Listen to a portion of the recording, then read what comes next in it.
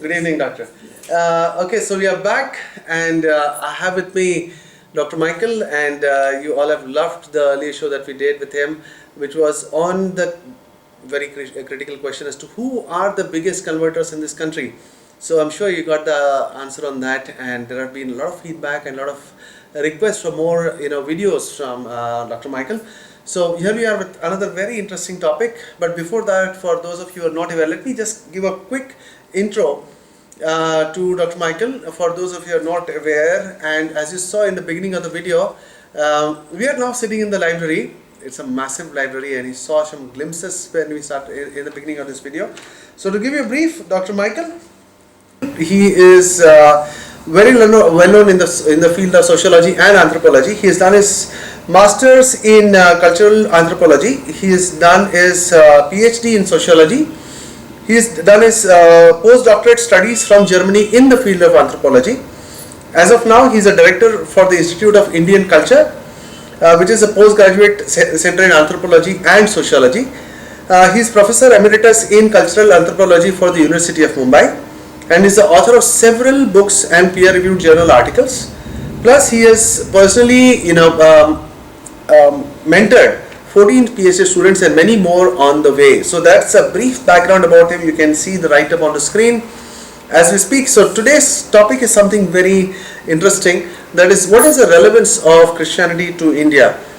As far as many of you are aware, the official statistics is like 2.3%, Doctor? Yes. So 2.3% of the population, which has not really grown much for Indians, in spite of the massive, humongous conversion claims of billions of dollars flowing in. So that said, such a minuscule population of Christians. So what do you think, Doctor? So what is the place that India plays, and why do you think such a question is very relevant for these times with regards to the cultural relevance of Christianity in this great country of ours? As you said, India is a great country. Absolutely. With many cultures, yes, many languages, many religions. Yes. Yeah. And as you pointed out, Christians are only 2.3%. Yes. Of course, Christianity is involved in a lot of social upliftment work. Mm-hmm. But in spite of that, some people begin to think Christianity is a foreign religion and all that. In this context, what is important for us from a comparative religion point of view? Right. What is the relevance of Christianity? What Christianity can contribute? Yes. For lifting up and making India the great nation in the world. Yes. That is my research, and that is my point of discussion now. That's great. Yeah. That's great. So, where do you see the country as of now, and where do you see are the basic issues that you feel that Christianity can help solve? So, how do you see it move? See, I understand that India is coming up quite well. Yes. But its development benefits are not reaching all the people. 20% of Indian population, they are marginalized. Yeah. When I begin to look at the rich people are becoming richer, the poor people are poor, what are the reasons? From a cultural anthropology perspective, I begin to see certain philosophical ideas, value system, worldview.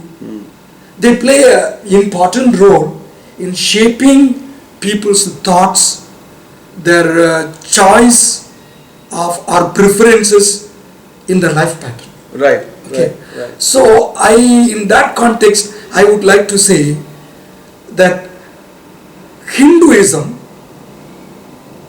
as influenced by a large number of people. Yeah, it's the majority religion in the country anyway. That's true. But at the same time, we need to understand that Hinduism is not a monolithic religion. Yes. There are a variety of philosophies, and there is folk Hinduism, and there are many philosophical schools, even Charvakas, that is materialists. Yeah. They also claim themselves as Hindus. What do you mean by folk Hinduism? I'm sorry. Folk Hinduism is connected to the regional setup where people have developed their own meaning giving system. For example, many places they have a great reverence to their ancestors. Right. Or the nature in which they live. Yeah. And they personify the nature, they personify the heroes, and that becomes a cult in that particular regions. In South India, in Western India, in Orissa, right. Eastern India. So these we call it folk Hinduism. In contrast to, we can call it the great Sanskritic pan-Hinduism. Okay. When I use the word great pan-Indian Hinduism, why I say that? Okay. It's important. Among the variety of Hindu thought, the Advaitic thought. Advaita Vedanta. Yes. Okay. It is very influential with its concept or vision of karma, dharma, punarjanma, that is rebirth, Right. and moksha. Okay, one question. Sorry for interrupting you. Like, India is a country of, which has no dearth of gods, if I might say that. Yes. 33 billion gods. So, every 100 kilometers the gods change, as you rightly said, like the local Hinduism. gods, the folk Hinduism, yes. So, in such a diverse environment, like even as you rightly said now, it brings me back to my original question. So, what is the relevance that you see, or where is the role that India, that Christianity can play in the, as you said, in the upliftment of the country? Especially, I could understand if it is a secular country, not a secular, I mean like a atheistic country, but India is not an atheistic country at all. Yes. So, how does it play a role? Where do you see? That's why, I am looking at where the relevance of Christianity lies. Yes. So I begin to see the worldview, the value system, the vision of Advaitic Hinduism, which is very much influential in India, how it influences the thoughts, the living pattern of the Indians or the Hindus. You mean the karma then? Yeah, I'm coming to that. Yeah, okay. Similarly, the value system, the worldview, the vision of Christianity, Yeah. they are very different. Right. But at the same time, both can enrich each other. Okay, that's interesting. Yes. Okay. In this way, as I see it, the future, India can become a great country, a great nation in today's world, if this Christian vision of life begins to influence the thought pattern, the value system of Hinduism. Okay.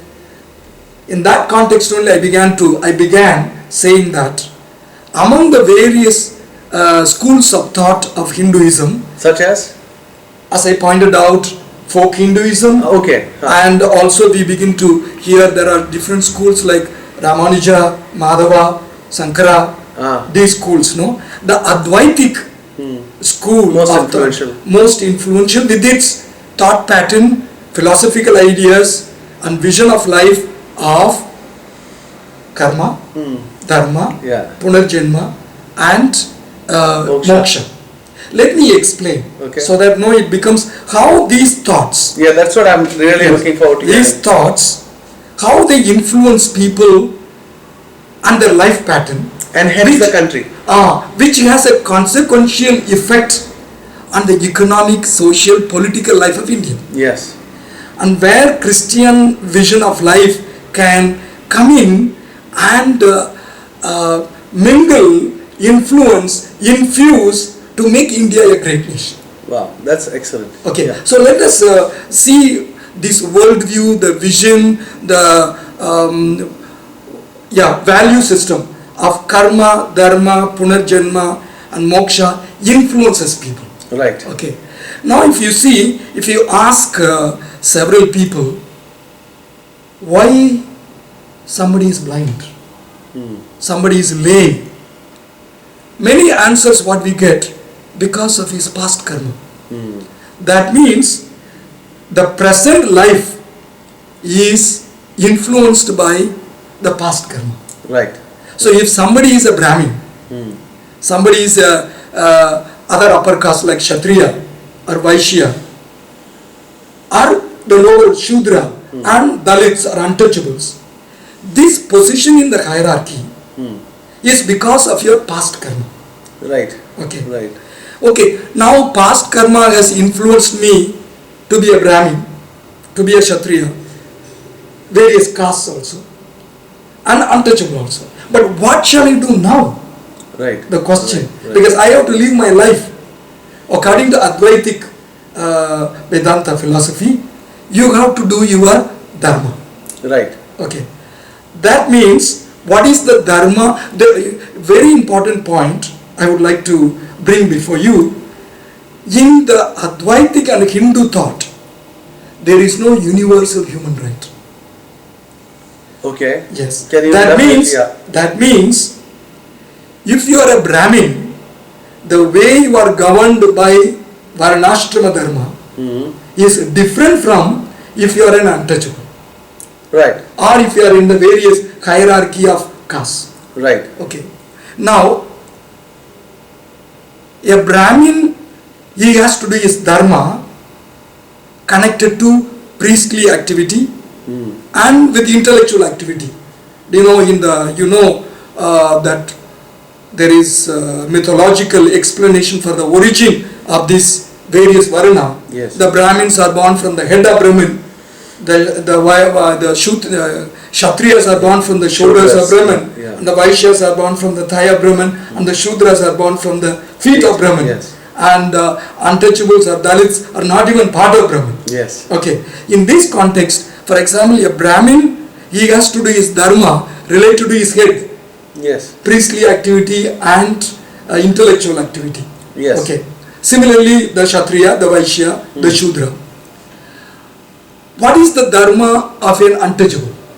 In this life, he has to do all menial jobs. Yes. Removing the dead cattle, going into the sewage and cleaning, removing the excreta, and earlier days taking the message that somebody died in the village to safeguard the cremation ground. All menial jobs, and in the Hindu system is purity, pollution is very important. Whatever the Brahmin, the upper caste do is pure. Whatever the lower caste man does is impure. Right. That means the job, the occupation which is done by the untouchable and Shudra, they are lower. Right. This brings the concept of dignity of labor. Oh, that's brilliant. I have noticed that in Western countries. It was I do not believe in the caste system at all. But, even though I don't, when I went to this, Western countries, and I see people at, high level jobs and would not think twice before sweeping the floor or picking up dirt or doing any of the menial jobs in the off working hours also, which we would consider detestable. Yes. Like I know the son of a very rich man who migrated to Canada. Yes. And if I take the name, everybody who's seeing the video would know him. But I can't name him on video now. Okay. When his eldest son went to Canada, can you guess the job he was doing? He was doing the job of segregation of garbage. Oh. Can you imagine? Oh, yeah. So in India, if he was doing, I was shocked. I said, why? What are you doing? Okay. He's saying, Naren, yahan pe means over here there is no distinguishing. Everything is the same. Okay. They don't consider anything high and low. So Yes. that was one of my first, 25 years back. Okay. My first, interaction with something called as dignity of labor in the West. Very good. I will later point out to you how this mentality, how this value system is also closely linked to the Christian value system and worldview. Excellent. I will come to that later. So right now I am pointing out, see for example the wealth of Mumbai is in the hands of the Vaishyas. The entire country. Yeah, entire country. Yes. Okay. Because they believe that the Dharma is to make money as traders. Yes, yes. See how a philosophical idea influences the life pattern. Yes. But then if you begin to see the Dalits, the tribals, they are the poorest lot. Still, even today. Yes. So there is a direct link between the vision, the philosophy of a particular system, how it influences the social and cultural life of the people. Very true. Even if you're not believing, so as I said, even though I don't believe in this, I was repelled when my friend told me that he's segregating garbage. Yeah. Because it's there in our blood. Yes. We see it there, we don't, even though we don't believe, we tend to pick up those nuances. I want to tell you a little more. Okay. I tell you, I was doing my postdoctoral studies in Germany. I saw several Indians during their extra time going and cleaning the plates in the restaurants. The same people will never do here. Because if you do this job, see, as I pointed out, there is a purity pollution thought. And the Brahmin, what he does is pure. What the untouchables, the lower caste does impure. Yeah. And what is the job of lower caste is to clean. Right. So this job, if in India the same person does, you will be considered to be low. Low caste. But in another context, where in a different cultural setup, different value system, different vision of life, I want to earn money. And I do my job and earn money. Right. You see? So that way this vision and values influence. Okay. Right. Now I would like to point out very clearly how these ideas of karma, dharma, rebirth, punarjanma influences the life of the people. Right. Okay. Now, as I pointed out, so now, for example, somebody is an untouchable. It is because of his past karma. Right. Okay.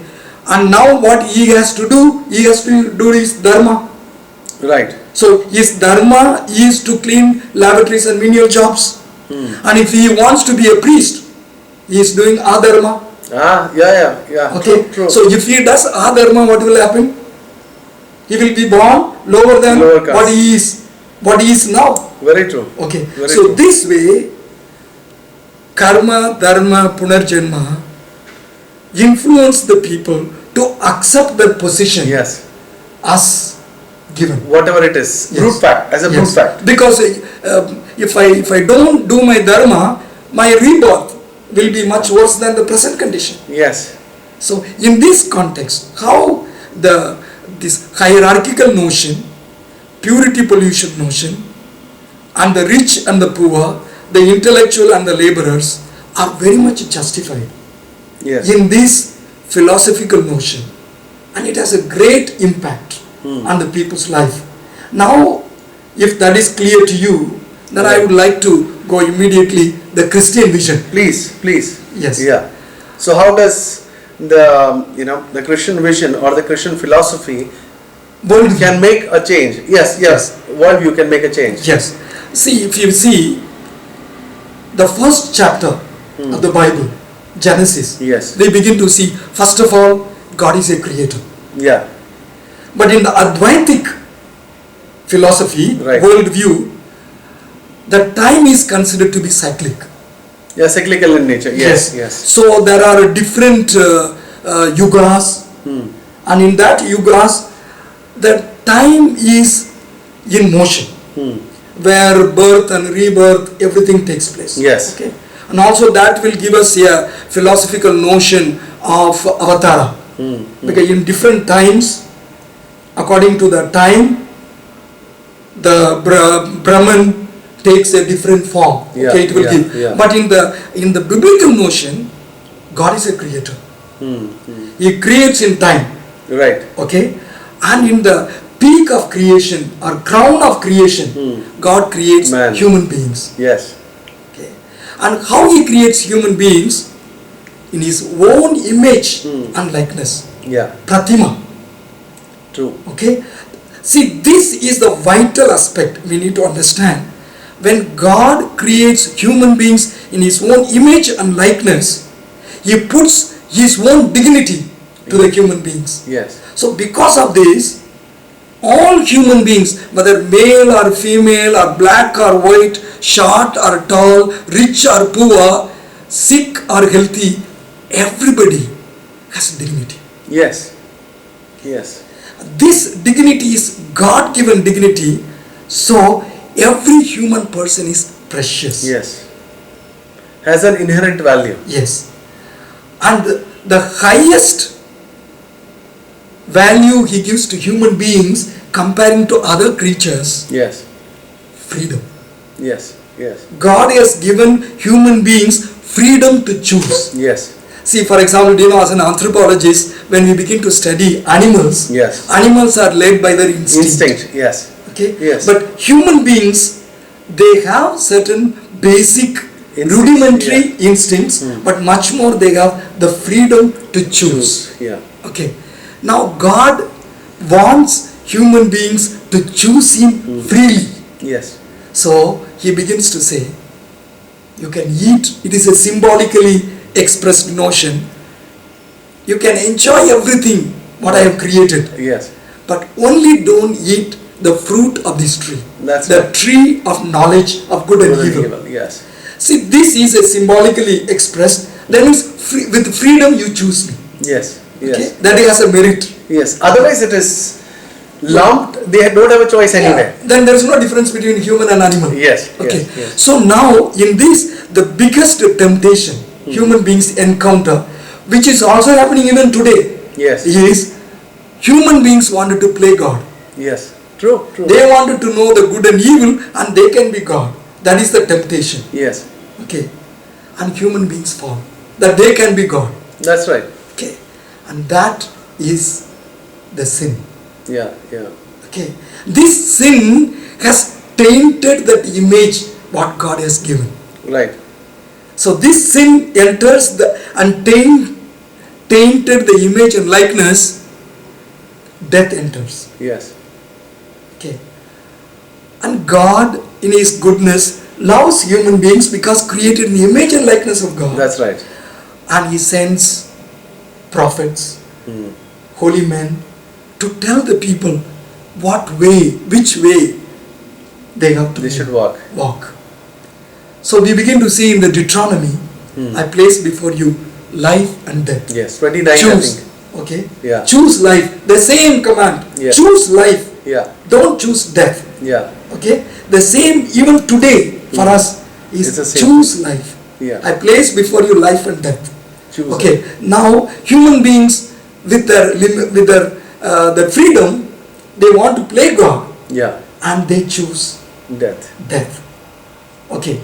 Very Now sad, yeah. what we are under seeing, the whole ecological crisis, what we are seeing is the consequence of this. Yeah. Yeah. Yes. But sir, in all these things, I'm sure that it must have crossed the mind of the viewers also. That is, some might say that, okay, Dr. Michael is speaking about equality and Christians and the Christian worldview being about equality, but there was slavery, and most of the West enjoyed the fruits of slavery for several centuries. So it just crossed my mind. Of course, we need to do perhaps an entire episode on this. Okay. But if you can, in summarize, give a brief response so that people don't feel that we have not addressed this equality aspect. Surely, Western society was also very hierarchical. Yeah. Slavery was there. But how the slavery was abolished? We need to study the history. That's right. Here Christianity played a very important role with its The driving vision. force, yeah. With its vision that we are all created in the image and likeness of Yeah, God. yeah. I want to add one more important thing. See, even a leper or a blind or a lame, they are created in the image and likeness of God. Right. They have a dignity. This notion, they have a dignity, we need to free them from their leprosy, from their blindness, from their the sickness. In the Western world, medicines were discovered for leprosy, Yes. and all the social work began to give dignity. I understand. Oh, okay. Okay. Yeah, I understand where you're going with this, because if I follow the karmic precepts, Yes. so person having leprosy is Because of his karma. his karma, past Yes. karma. If somebody is blind because of karma, Having a and you cannot hunchback do anything because about of it. his karma, having skin disease because of his karma. Yes. And for those of you who want to get more in details, you can see the link on the screen. Me and Brother Jerry have done an entire episode and we've given all the references. So it's not just we talking in air. The references are there. If you're interested, just click on it. Thank you. Yeah. Okay. Do you know, so Christianity played a tremendous role in abolishing slavery and bringing this aspect of dignity. Dignity of labor, dignity of person, brotherhood. It played a very important role. But I need to continue the Christian vision. Right. Okay. So human beings have sinned, tainted the image. God loves human beings and sends prophets and holy people.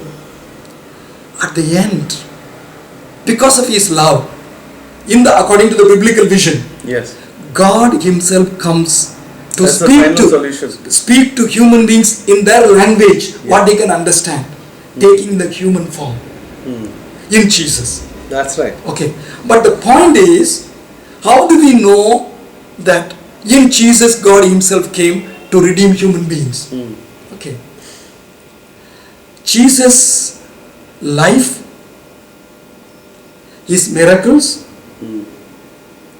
ultimately His death on the cross, and much more His resurrection. Very true. Proves to the world that He is the one who has conquered death. That's right. Okay. And there are ample evidence. See, this was my life mission to study about, are there sufficient evidence to believe that Jesus rose from the dead? Right. I have studied a lot on this. Then the evidences are ample to show to the world that Jesus' life did not end with the death. If it ended with the death, you could have been a good man, a good person, good teacher, miracle worker perhaps. Okay, but cannot be God. Yes. But because of His resurrection, that He conquered death, He redeemed us. Yes. Okay. And this is the biblical vision, and Jesus tells His apostles, I give you the same command. What you need to do to transform the world. Go and preach the gospel. Preach the gospel to the poor. Yes. To the lame. To the downtrodden. Yes, blind. How do we know? Jesus, before He begins His public ministry, He goes to synagogue. Right. There, they begin to give Him a passage from Isaiah. Yeah. And there He gives His vision statement. Jesus. Starting of His ministry, yes. Yeah. So to know the Christian vision, value system, we begin to get here. Yes. So Jesus begins to say, the Spirit of the Lord is upon me. Right. To give sight to the blind. Yes.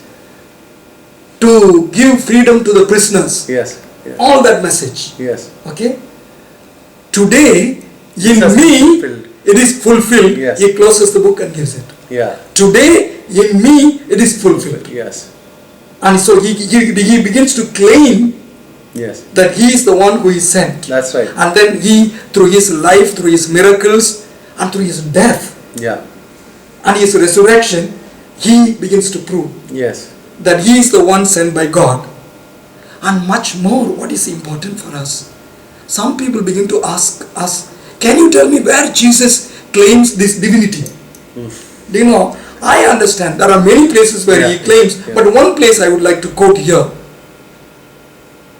Jesus begins to say, before Abraham ever was, I am. I am. Yes. So, before Abraham ever was, I am. This I am is the same equivalent of the I am appeared to the Moses. Exodus, in the book of Exodus, yes. So, we begin to see, now coming back, the command what Jesus gives to His followers, do the same, bringing dignity to the human person through your work. That is my command. That's right. Okay. That's right. How He says, for example, at the end of time, I will judge you only on this basis. I was thirsty, you gave me water. I was naked, you gave me clothing. I was in prison, you came and visited me. Yeah. They would ask, when were You you? do that, yeah. And When you did this to the least of me. Whenever you did to the least, you did it to me. Only on that basis I will judge. Yeah. And those who are on the other side, they would say, I was thirsty, you never came Yeah. to give me water. Yeah. You see how Jesus Yeah, begins yeah. to say that giving That's dignity, beautiful, that's beautiful. giving dignity to a human person Yeah. is your apostolate, We your see that ministry. the Samaritan, Yes. yeah. How he was dealing with the woman, Yeah. how he was dealing with the Samaritan person, Yeah. with the dignity. Yes. How he dealt with the lepers, Yes. how he dealt with the blind, Yes. giving life. Yes. So whole life of Jesus is giving life. Yeah. No? So that's why Jesus said, John 10:10, Yeah. I have come so that you may have life, life in Abundance, yeah. fullness. Okay. So this is the vision. Right. The right. vision of Christianity is that we are all created in the image and likeness of God. Equal. Every human being has a dignity, and through our Christian walk, through our life, we need to enhance the dignity of every human Yes, person. yes, yes. Now I would like to see Yeah. how these two visions are different. Right. Yeah, please, yeah. Very true. For example, in India, Yeah. who are richest people? Please look into the directories. Right. Who are the richest people in the world, in India? Is the caste which are coming from Vaishya. Yeah. According to their vision, the Dharma of the Vaishya is to be traders and make money. Yes. They are rich. And who are the poor people? They are Dalits. Yeah. What is their job? Okay. Now if you see some statistics, Yeah. we begin to see in the global You level. can see it on the screen too with the link. Yes. But I would like to give some, for example, in global hunger index, India is placed 103, such a low place. Wow. Okay. Only 16 countries have higher ranks. Higher than, yes. No? Wow. Now, Many worse ranks. So India is like the 17th worst country in the world with regards to global hunger index, denoting that we have severe hunger in this country. Yes. And if you come to gender inequality, Yeah. India ranks 125 out of 188 countries. Yeah. Okay. Wow. See, you can see the disparity with all our richness, with all our cultural heritage, but the disparity. Yeah. Why these Dalits?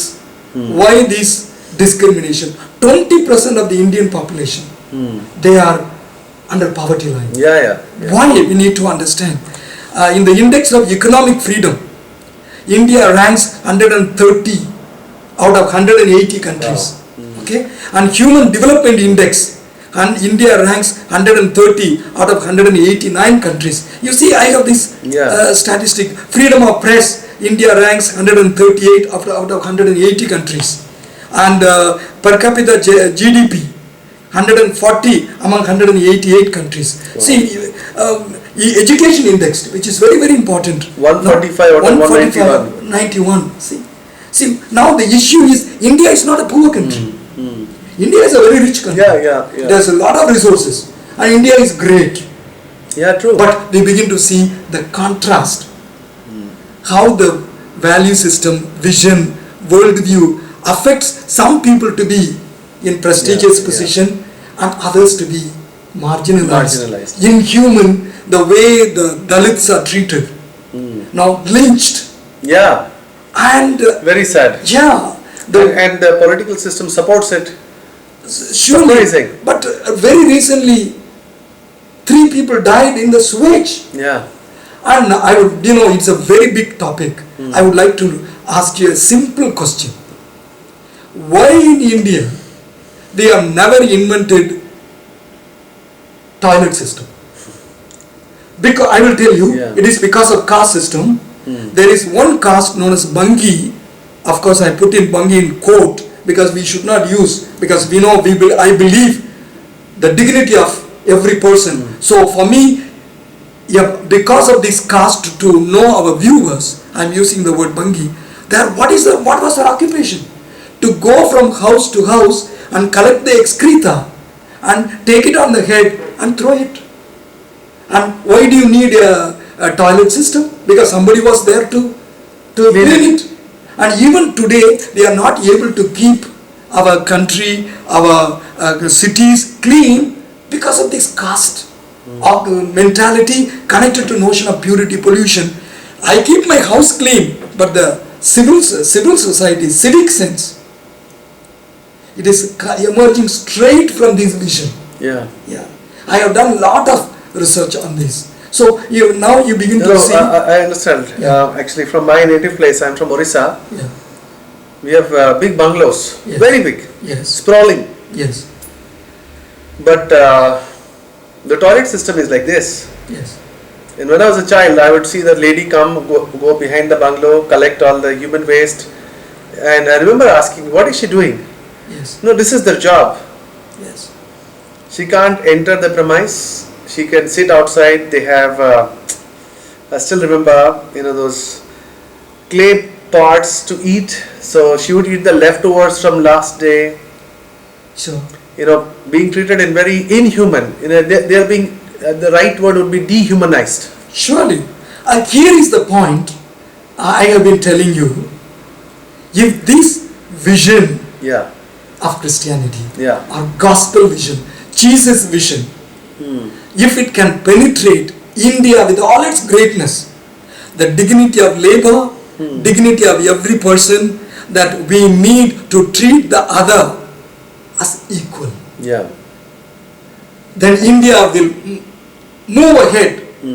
Only this brings a lot of conflict Yeah. and poverty, injustice, inhuman treatment, all emerging from this, as I understand, from this vision of karma, dharma, punarjanma, and connected to these notions, how it justifies the caste system. That's right. Even today, after so many years of our constitutional provision to abolish untouchability, we are struggling because they are all in the scriptures. Yeah. They are rooted in the cultural system. It becomes a religious topic. It can lead to a lot of violence. It can lead to a lot of riots. Sure. So I hope now why I am saying that the Christianity has a relevance in India, that Christianity can infuse this aspect of dignity of every human person, dignity of labor. If these two comes and permeates Indian thought and mind and culture, India cannot be matched with other countries. Yeah. It Very can true. move ahead. There is no doubt Yes, about it. this I am convinced of it. This is what drives it back. Here lies the relevance of Christianity Very true. for India. This is recognized by Raja Ram Mohan Rai. We should do an episode on that. Yes. I really look forward. So stay tuned. I intend to do a very good episode on Dr. Raja Ram Mohan Roy, one of the greats of India, who was there from the freedom fight in itself. So we'll do. And also, yes. Mahatma Jyotirao Phule. Oh yes. How can you forget? Yeah. How can I forget it? Yes. He saw his vision. He started a movement known as Satya Shodhak Samaj, truth-seeking society. Okay. This vision of the society was to build modern India on the basis of equality, fraternity, social justice. So the question then comes, where did he get it? Yes. Exactly. Because the Indian system didn't have it. Surely. Excellent. So I look forward to that. Perhaps we can do upcoming episodes on Mahatma Jyotirao Phule. That's why he's called as Mahatma. There is no other freedom fighter except Mahatma Gandhi who's been given the title of Mahatma. Yes. Except Mahatma Jyotirao Phule and Dr. Raja Ram Mohan Roy is not called a Mahatma but still did a great job. Sure. So can we close on a thought? Yes. I can say that visions play a tremendous role in people's life. The way they prioritize, the way they organize their life, and in this context, the Advaitic Hindu vision of karma, dharma, punarjanma plays a tremendous role, justifying hierarchical caste system and justifying why some people are poor or rich, why some people have to be treated a particular way, inhuman way. And this philosophical vision needs transformation. Wow. If we want to build India on the principles of equality, fraternity and justice, Wow. and here Christianity can play a tremendous role. As Christians, through our lives, we can play a tremendous role. I hope we understand the vision of Christianity, Wow, that's the worldview of Christianity, and we live by it. Yes. That is my. so. Thank you, Dr. Michael. Thank you so much for your wonderful words and thoughts. So stay tuned with us. I hope you liked it, and do share and subscribe. You can click on the bell icon and be notified of new updates. And shortly we'll be doing those new episodes also with Dr. Michael. So thank you for your words and your good wishes.